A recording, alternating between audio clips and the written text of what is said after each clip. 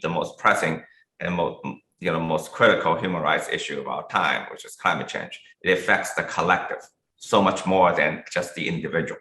So human rights need to be shifted, I think, conceptually more towards the collective for that to be addressed correctly.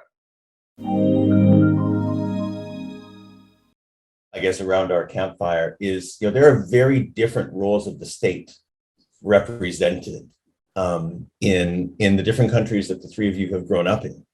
So, Eric, let's tackle that one head on. I mean, is the kind of strong state, kind of totalitarian state, that's probably the wrong word, but fine, leave that aside, system in China a better state model to drive the transition to a green economy?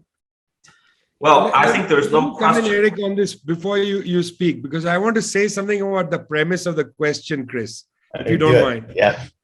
Because I think the premise, Chris, is entirely wrong. There are no weak states in the world. The United States is also a strong state.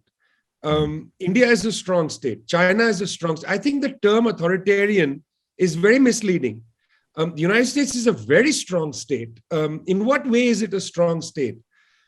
You have massive interventions through the security services, the police, the military, and so on. It's a very powerful interventionist state where it wants to intervene. It creates its own markets. It sets markets. During the beginning of the Great Depression in 2007, 2008, the United States decided to basically bring money down to zero, much ahead of the European Central Bank, bailed out the Europeans as a consequence. A very strong state. I could use that term authoritarian mischievously, and I could say it's authoritarian on behalf of finance, against the people. During the pandemic, you saw the state essentially withdraw from its benevolent aspect. In other countries, in China, for instance, the state intervened in the benevolent aspect to shut down a pandemic. I think we have a very bad understanding of states in the Western world because we've accepted the ideology of these states, that the market reigns supreme, the state has shrunk and so on. I don't think neoliberalism shrunk the state. I think it, in fact, eviscerated the benevolent capacity of the state. Social welfare programs, intervention for the good, and so on. But it didn't shrink the state. For God's sake, just look at a graph of the US government budget. When is the state shrunk? The budget continues to rise. The question is, priorities have shifted, Chris. So in that sense, there's a strong state in the United States. It simply doesn't act benevolently for the people who require assistance, support, and succor. So sorry, Eric, I just wanted to make that point clearly because I feel like otherwise we enter into a kind of cliche, about that China has a strong state, the United States, the state is weak, and so on. I just think that's a very wrong way of looking at things. Yeah, well, thanks. I really appreciate that I provoked you. Thanks, Vijay. Look, I think there's no question that the strength of the state is critical, required to deal with the climate challenge.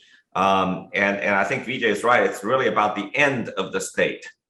Yeah, I agree. The US does have a strong state, but right now the state, I think, is captured by interests or people that make it incapacitated, impotent in dealing with the climate change, I think, and many other challenges. The Chinese state has its own problems, but the Chinese state, I hope, certainly during the pandemic, it came for us in a big way, I think in a healthy and positive way in the last 2 years.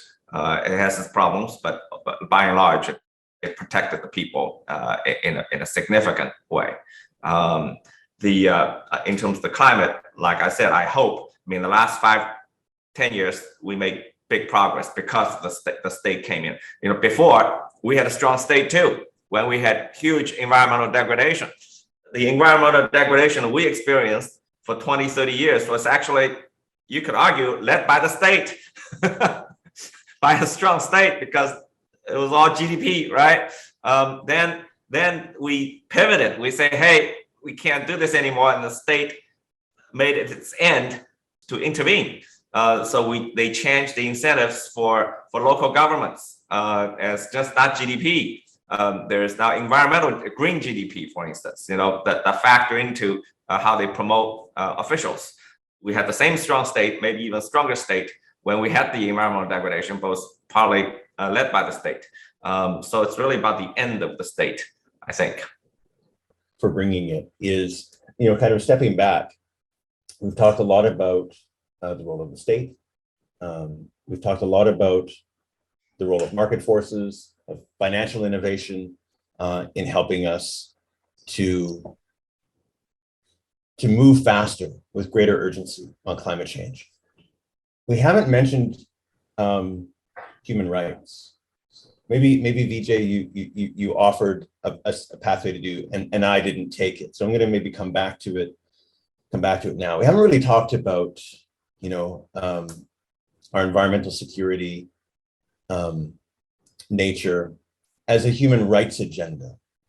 And I wonder, is that because that's too weak a leg to advocate it on? It's just not going to push through the hard and practical challenges of a transition? Or are we to blame for that we don't put it in that frame and advocate it in that frame? So we've made it a weaker leg to stand on. Frankly, I can't think of a bigger human rights issue than climate change. But it's a different human rights. I think from the beginning, after World War II, especially in the last several decades, been framed in a particular way, in a liberal way, if you would, around the individual. And there's a different way of looking at human rights, which is a collective way of looking at human rights.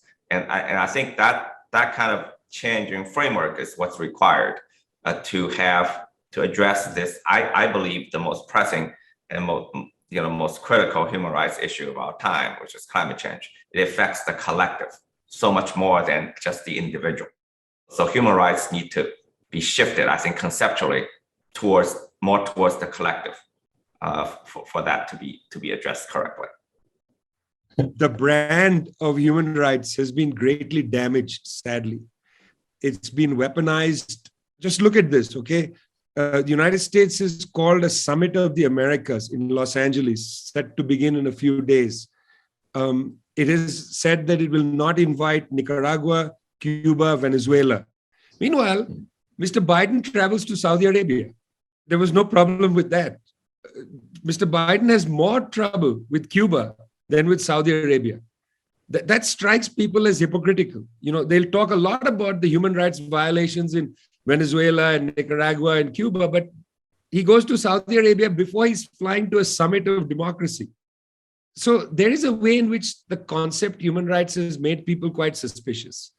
And it has degraded the concept, frankly. People around the world are not dancing to the same tune of this concept. I feel this in a horrible way, because I think the International Declaration of Human Rights from 1948 is an amazing text. But there has been, let's be frank and admit it, there has been a damage to the idea of human rights. That's why in our world, we talk about the dilemmas of humanity rather than human rights. There are great, compelling dilemmas of humanity. The ability to live with dignity, ability to eat, the ability to live on a planet where you can survive with it, where the dignity of nature is also enshrined. We need to revive these concepts, because I'm telling you, Chris, you walk into some places, some countries, and you start talking about human rights and eyebrows are raised. People just don't want it anymore, because they think that's the first step to some sort of regime change agenda. Sadly, it should never have been allowed to be weaponized like that. So yes, of course, the right to live, in fact, is a human right, the principal right. And if your islands are going to be submerged, if your coastline is going to be submerged, if you're facing catastrophic weather events, if there's the desiccation, of the Sahel region, the Sahara is growing southward, this is making it impossible for people to live a bare life, an ordinary life.